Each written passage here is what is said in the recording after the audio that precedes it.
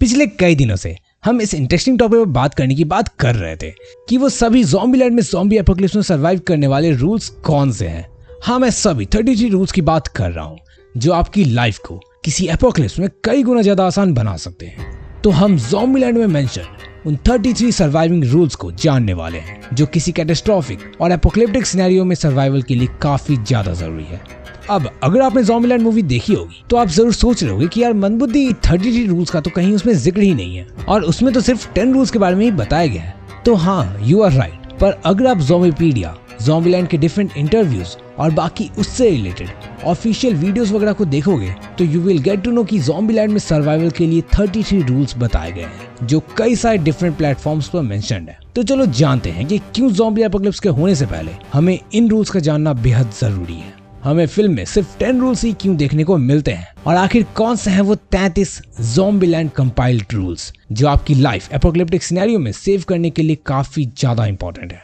तो थोड़ा इंतजार करो, इन सब सवालों का जवाब देगा ये मंदबुद्धि बालक। तो वीडियो शुरू करते हैं रूल नंबर 1 से, जो है cardio, also known as be in shape. अब देखो, इसका मतलब ये बिल्कुल भी नहीं कि मोटे लोग या डोरेमोन टाइप लोग ज़ॉम्बी एपोकलिप्स में सर्वाइव नहीं कर सकते हैं। ऑब्वियसली वो भी कर सकते हैं क्योंकि ऑल ऑफ अ सडन में डेसू, जो कि ओवरवेट पर्सन होता है, वो भी सर्वाइव कर जाता है। पर बी इन शेप का सीधा मतलब यही है कि अगर आप शेप में होगे तो आपको भागने, दौड़ने, कूदने, उछलने में बहुत ज्यादा मदद मिलेगी और आप बाकियों से एक कदम कहीं ना कहीं आगे होगे और इसका डायरेक्ट इम्पैक्ट आपके सर्वाइवल में होगा और आपका सर्वाइव करना थोड़ा आसान जरूर हो जाएगा। अब चलो इसके बाद उस रूल की बात करते हैं जिसे लोग अक्सर गलत समझ लेते हैं, जो है रूल नंबर 2, डबल टैप। अब इसका मतलब अगर आपको लग रहा है कि 2 बार शूट करो तो नहीं, आप गलत हो। ये रूल्स काफी सिंपल दिखता है पर इसका मीनिंग ये हरगिज नहीं है कि अगर तुम्हारे पास कोई वेपन है तो उसको 2 बार इस्तेमाल करो, बल्कि इसका मतलब ये है कि डबल श्योर हो जाओ कि जब तुमने किसी ज़ॉम्बी को अटैक किया है तो वो मर गया है या फिर नहीं। What I mean to say कि यार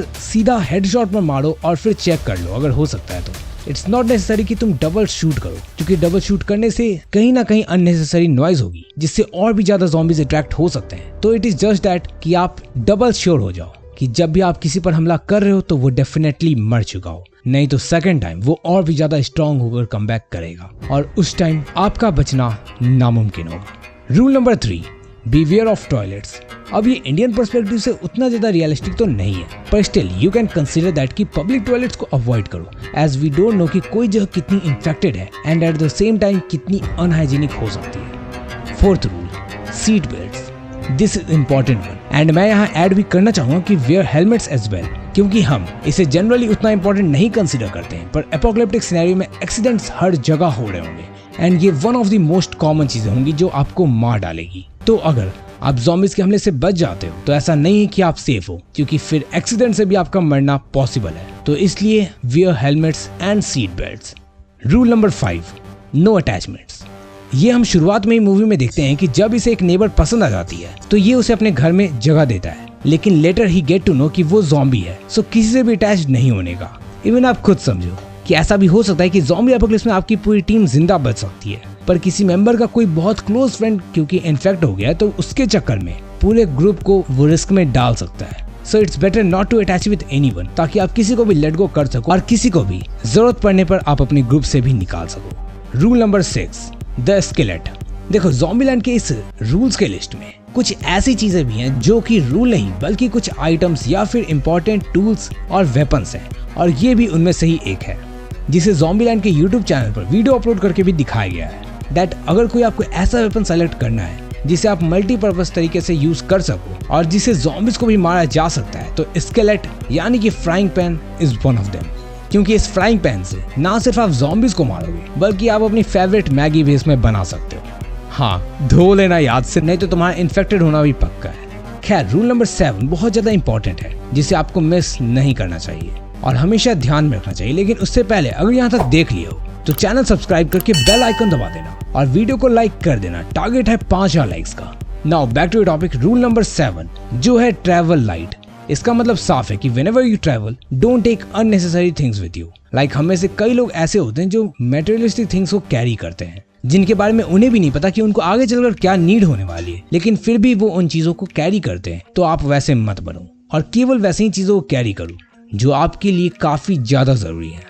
ऐसा करने से ना सिर्फ आप फास्ट ट्रैवल कर सकोगे और कहीं भी इजीली शिफ्ट हो सकोगे, बल्कि इससे इवेंचुअली ज़ॉम्बी से इन्फेक्ट होने का खतरा भी कम हो जाएगा, क्योंकि आपको अपने साथ ज्यादा बर्डन लेकर नहीं चलना होगा। Rule number 8, get a kick-S partner. अगर आपने आयरन लेजेंड फिल्म देखी है, अ लाइफ मूवी देखी है, पेनिनसुला और ट्रेन टू बुसान को ही देखा है, तो आपने शायद ध्यान दिया होगा कि सब में हमें टीम वर्क देखने को मिलती है। और चाहे आयरन लेजेंड में वो पार्टनर डॉग ही हो या ट्रेन टू बुसान में वो ब्लू शर्ट पर्सन, मोस्टली फिल्मों में हमें कोई कंपेनियन तो देखने को मिलता ही है, जो कि जिंदा रहने के लिए काफी ज्यादा जरूरी है। क्योंकि यार हम इंसान हैं, हम अकेले जिंदगी नहीं काट सकते और हमेशा हमें अपने साथ एक साथी चाहिए होता है, ताकि हम उनसे बात कर सके, अपने लोनलीनेस को दूर कर सके और कहीं ना कहीं जो हमारे लिए वर्स्ट सिचुएशन पर भी खड़ा हो। सिंपली कहूँ, जो आपसे बात कर सके और जो जरूरत पड़ने पर ज़ॉम्बी से भी बात कर सके। मतलब कि you know what I mean. Rule number 9, use your bear hands. देखो, हमने कई बार जिक्र किया है कि ज़ॉम्बी एपोकलिप्स में पहले हमारे पास वेपन्स होने चाहिए, पर इसका मतलब ये बिल्कुल भी नहीं है कि जब आपके पास वेपन्स नहीं है तो आप किसी पर अटैक नहीं कर सकते हो। इंस्टेड हमारा हाथ, मुक्का और इंटरनल स्ट्रेंथ ही काफी ज्यादा जरूरी है। तो इनका यूज करने से कभी भी पीछे मत हटो और कैसे भी हो अपनी जान बचाओ। Rule number 10, don't swing low. Zombies को दर्द फील नहीं होता, उनमें कोई इमोशन और पेन कुछ भी नहीं होता है, तो उन्हें हर्ट और दर्द पहुंचाने के लिए मत मारो, क्योंकि उन्हें वो फील नहीं होने वाला है। और हो सकता है कि आप किसी ह्यूमन टर्न ज़ॉम्बी से इमोशनली कनेक्टेड हो, तो यार उस इमोशन को रखो साइड में और उन्हें पूरी तरह से खत्म करने के लिए मारो। Rule number 11, use your foot. मैंने recently how children can survive zombie apocalypse वाली वीडियो में बताया है कि किस तरह आपकी खुद की इंटरनल स्ट्रेंथ बढ़ानी कितनी ज्यादा जरूरी है। कैसे अगर आप एथलेटिक एक्टिविटीज में पार्टिसिपेट करते हो तो सर्वाइवल के चांसेस इंक्रीज हो जाते हैं। तो इस रूल के अकॉर्डिंग भी ट्रेन योर फुट, बिकॉज जरूरी नहीं हर वक्त आपके पास गाड़ी हो या गाड़ी में पेट्रोल हो या कोई और ट्रांसपोर्टेशन मीडियम हो। सो आपको जब जरूरत पड़े तो आपको किसी भी व्हीकल की जरूरत ना हो। Rule number 12, bounty paper towels. Zombieland के लिस्ट में ये एज रूल मेंशन है, पर ये भी एक जरूरी आइटम है जिसे आप मिस नहीं करना चाहोगे। ये सिंपली टिश्यू पेपर्स है, जो आपको खाने के बाद हाथ पोंछने से लेकर वेपन्स को साफ करने तक कहीं भी इस्तेमाल में आ सकते हैं। तो टिश्यू पेपर्स भी काफी ज्यादा जरूरी चीज है जिसे आपको अपने साथ कैरी जरूर करना चाहिए। Rule number 13, shake it of. यहाँ और किसी चीज की नहीं बल्कि इमोशंस की बात चल रही है कि इमोशंस को अपने साथ लेकर मत घूमो। एज यू डोंट नो कि इस डिस्टोपियन सोसाइटी में कब तुम्हें कौन अलविदा कह दे, तो बेहतर होगा कि जाने दो जिसे जाना है और उन इमोशंस के साथ जीना कम करो, क्योंकि आज जो तुम्हारे साथ है वो कल शायद ना हो। खैर, ये थोड़ी इमोशनल बात हो गई, लेकिन rule number 14 is quite funny. लेकिन उससे पहले एक इंपॉर्टेंट अनाउंसमेंट है कि ज़ॉम्बी वॉरियर्स मंदबुद्धि बालक is hiding so that we can extend our limits. मैं हमेशा कहता हूँ कि not just in zombie apocalypse बल्कि इन जनरल कैटास्ट्रोफिक सिनेरियो में भी हमें एक दूसरे की हेल्प करनी होगी। तो उसके लिए हमें खुद कुछ पहले करना होगा और एक एक स्टेप करके बढ़ाना होगा। सो फिलहाल हम भी एक स्टेप फर्दर रख रहे हैं। And if you know video editing, premiere pro और एनी अदर स्किल जिसे तुम वीडियो प्रोडक्शन में किसी भी तरह से हेल्प कर सकते हो, then drop your past sample work to workwithmanbuddhi@gmail.com so that we can further contact you। अब बात करते हैं रूल नंबर 14 की, जो काफी ज्यादा इंपॉर्टेंट है, which is always carry a change of underwear. हाँ भाई, मतलब एपोकलिप्स में सबसे इंपॉर्टेंट चड्डी ही तो होने वाली है, सो इसका ध्यान रखना सबसे जरूरी है। पता नहीं यार ज़ॉम्बी कहाँ कहाँ काट ले, सो डबल ट्रिपल प्रोटेक्शन होनी जरूरी है, सो इसे अपने साथ रखो। Rule number 15, bowling ball. Rules की जगह ये भी मोड ऑफ फन साइड है और इसकी भी ऐसा कोई नीड नहीं है, लेकिन पता नहीं ज़ॉम्बीलैंड वालों ने क्या क्या रूल्स में ठूस दिया है। खैर, moving forward to rule number 16, which is opportunity Knox.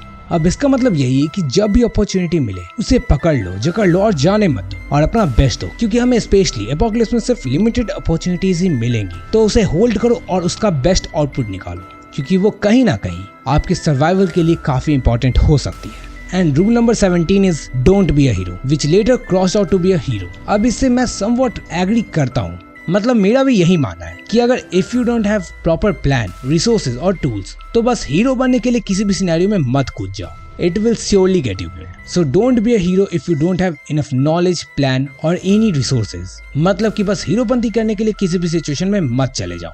खैर देखो, ये वीडियो ऑलरेडी काफी लंबी हो गई है, इसलिए ओवरऑल 33 रूल्स फ्रॉम ज़ॉम्बीलैंड वाली वीडियो का ये पार्ट 1 है, जिसमें हमने 17 रूल्स को एक्सप्लोर कर लिया है। अब बाकी बचे रूल्स को हम सेकंड पार्ट में एक्सप्लोर करेंगे। खैर, आपको ये वीडियो कैसी लगी है और आगे आप कैसी वीडियोस देखना चाहते हो, कमेंट करके बताओ। और अगर आपको ये जानना है क्या है वो 5 रीजंस जिसके कारण ज़ॉम्बी एपोकलिप्स डेफिनेटली होगी, तो लेफ्ट साइड पर क्लिक करके देख लेना। और इस वीडियो का सेकंड पार्ट राइट साइड पर है, तो उसे भी क्लिक करके बाद में देख लेना।